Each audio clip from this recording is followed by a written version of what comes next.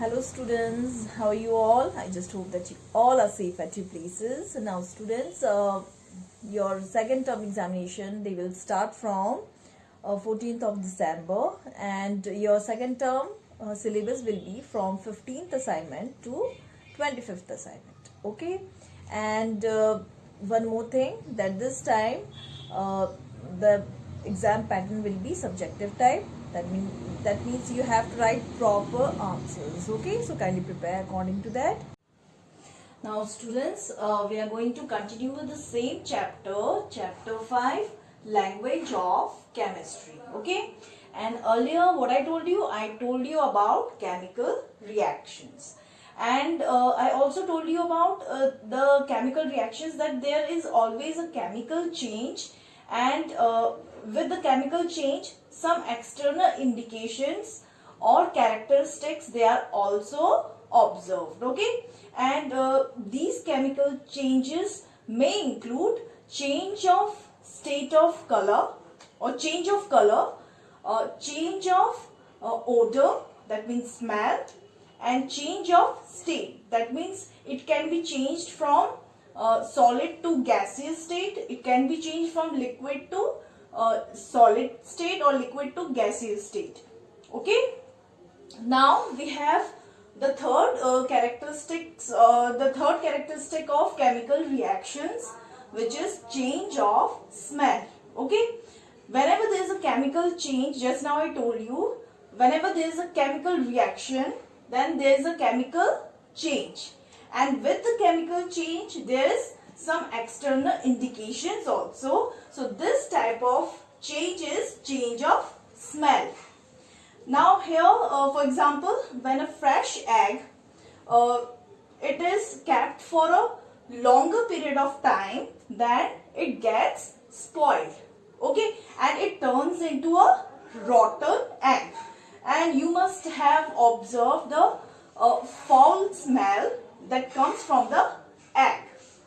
The same way, fresh food, it gets spoiled on keeping for a long time, and from the fresh fruit, when it gets spoiled, then again a foul smell that comes from the spoiled food. Okay, now the third example is when a piece of fresh bread, it is kept in the open for a few days, then it starts giving a foul smell, and fungus, cottonelle-like structures, they are also observed over the stale bread. Okay, so these are the changes. These are change of smell which is observed during chemical reactions.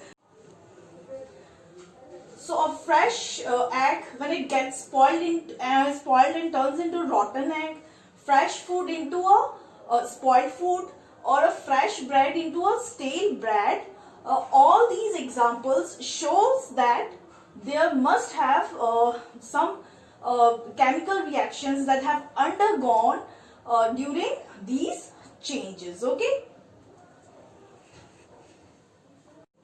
Now students, now comes evolution of gas. That means in certain chemical reactions, what happens, that gas is seen to be evolved as a product. Okay, now here are some examples of chemical reactions in which gases, they are evolved. Let's see the first example. Iron, this is Fe, iron, when it is reacted, when there is a chemical reaction between iron and dilute sulfuric acid. Now what do you mean by dilute? Dilute means to make a liquid weaker by adding water in it. Okay, so this is dilute sulfuric acid. Okay, and it is a weaker form of concentrated sulfuric acid, and when there is a reaction between iron and dilute sulfuric acid, then iron sulfate and hydrogen gas is evolved. Okay, with effervescence. Now what is effervescence? When there is a reaction in a liquid, then bubbles, they are formed. Okay, So during this reaction, when hydrogen gas is evolved, then bubble formation is there. Now there is a second example where zinc is reaction. This is reaction between zinc and dilute hydrochloric acid.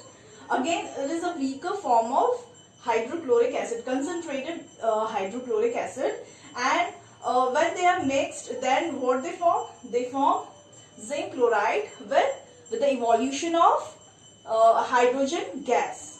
Okay, and then the third one is calcium carbonate. When it is heated with dilute hydrochloric acid, then calcium chloride it is formed, water is formed, and carbon dioxide gas is evolved during the reaction. Here we have sodium sulfide. When it is heated with dilute hydrochloric acid, then it forms sodium chloride with water, and sulfur dioxide gases evolved. So these are the chemical reactions where gases they are evolved during the reactions. Okay. Now the fifth kind of characteristic change is formation of precipitate.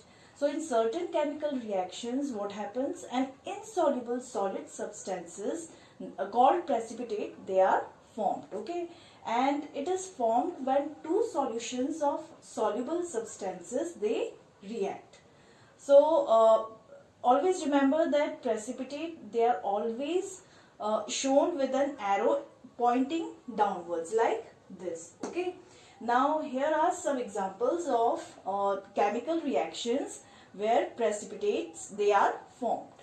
So the first one is iron sulfate, which reacts with sodium hydroxide to give a dirty green precipitate called iron hydroxide. Okay, and you can see here that the arrow is pointing downwards. Now here the second one is copper sulfate.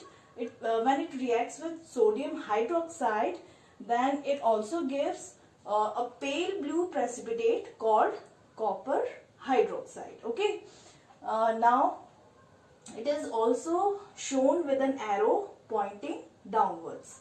Now the third one is zinc sulfate. It when reacts with sodium hydroxide, then what it gives? It gives precipitate, gelatinous white precipitate,